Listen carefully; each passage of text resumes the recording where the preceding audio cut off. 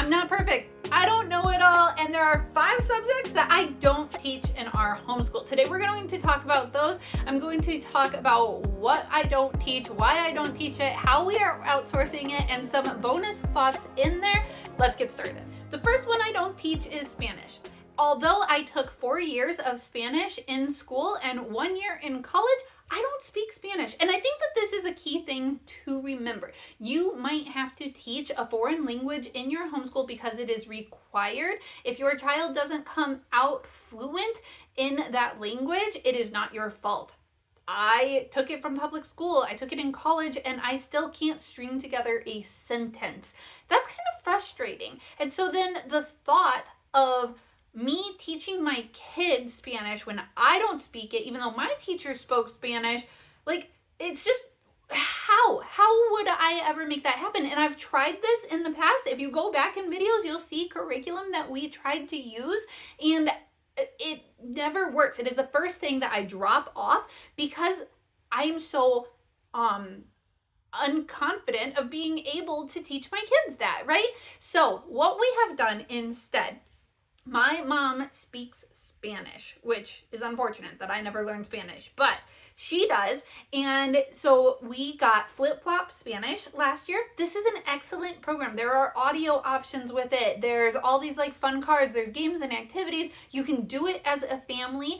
My mom comes over, or the kids go over there 2 to 3 times a week, and they practice their Spanish with her and use this curriculum.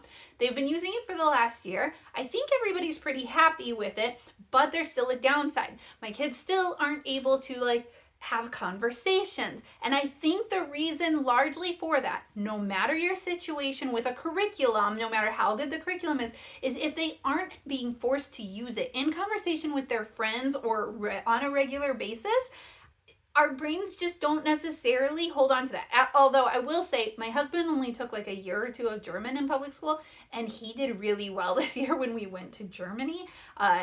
His brain, I guess, it is a sticky brain, and he could do it. I could not do that with Spanish. But when you're in the situation, it really helps. So our goal this year is to get together with some friends in the area who their first language is Spanish, and their mom has agreed that she will speak to my kids in Spanish while they are together. So they are getting more of that, and we're going to try to convince her kids to do that too, just as a play date, but a way that they are really having to use it. So try to find resources like that around you. Another example would be piano. If you don't teach piano, I don't play piano. So me teaching piano is kind of this funny idea. We tried to use an app, Simply Piano, and the problem that really came down to it was that it's just an app. It can't observe how they are sitting or really test if they know the notes or can tell you what their names are. They could watch it like a video game and play along with it, but it wasn't perfect. And when my mom came along and was able to observe them, she was able to say, actually, this kid who says they don't like piano is pretty good at it. Like, he's got good form and the way that he's doing things, like, he understands it. And then she was able to help my other kids kind of clean up what they needed to, and an app couldn't do that.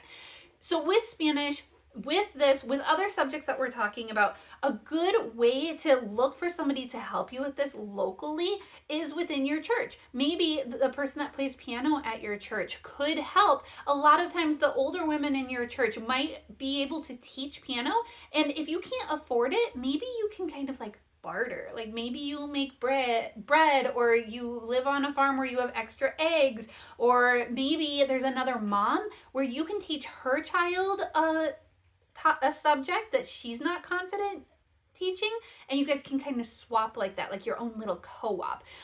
As long as you are in charge of your child's education, this typically falls within the legal realm of homeschooling. You just have to be the overseer of your child's education. So get creative in those ways. Now, there are some online options for outsourcing that I do highly recommend. One of those is art. I recently came across this company, Made Makers. They actually just started in June. I got to jump on a video chat with 2 of the guys who helped start it up, and I am blown away by their vision, by their theology, by all that they are trying to do, also by how high quality this program is.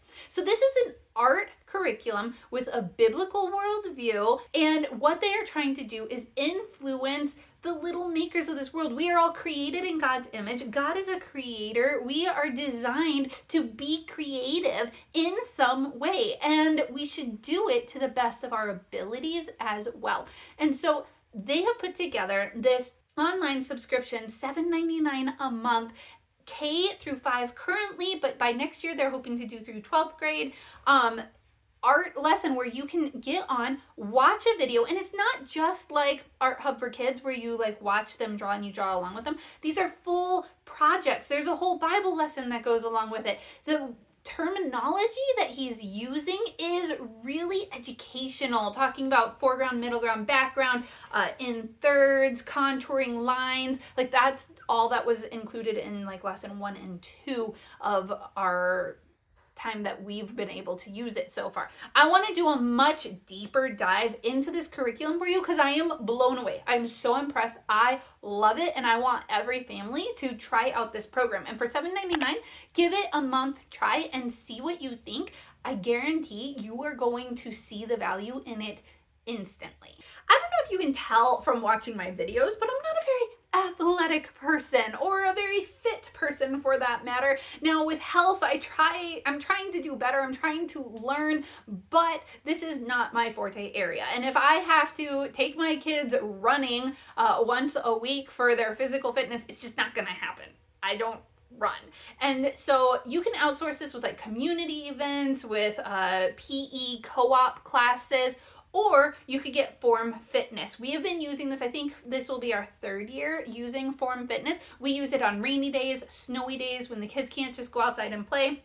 I think there's even a section in here that does teach about sports. We haven't dug into that yet, but once you pay a one-time fee for this curriculum, you own it for life, and it covers all of your ages of kids. It starts off with a lesson, like a health lesson on how our bodies work, how they were made. My kids picked up at one point like, oh mom, they said that like we were created that way. That means this is a Christian program, right?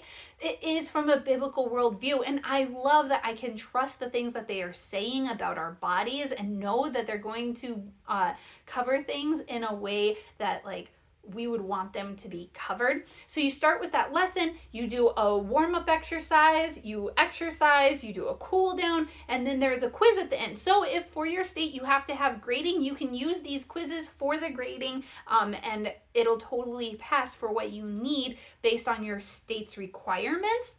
We just use it on rainy and snowy days mostly, but I have really enjoyed it. It has been good for my kids to go through, even me going alongside of them and doing things sometimes. Check out Form Fitness. All right, number 5 is not just an elective. It's not an elective. You have to teach your kids this at some point, but I can admit when I have a weakness, and that weakness is grammar. Now, I don't even usually pursue grammar until 5th grade with my kids because I just don't think that my kids need to know what an adverb or adjective or pronoun or those kind of things are. I think they need to listen to good literature being read. I think they need to practice their handwriting, practice their reading and spelling. But some of these other things, I just don't want to like beat them over the head with until they are ready for it. And typically, I think it's pretty well agreed that like 5th grade is about that time frame. So come 5th grade, then I ask my husband or my dad to help the kids with these things. Now, yes, you will see that we have done some Grammar Galaxy. English 2 from Generations has grammar in it. And so like we'll cover it in fun ways and try to have fun with it. But usually what I'm trying to do there is more so still just introduce my kids to the world of writing or of stories or things like that, and I'm less concerned about like if they're fully comprehending that, if they're memorizing all of it at that point.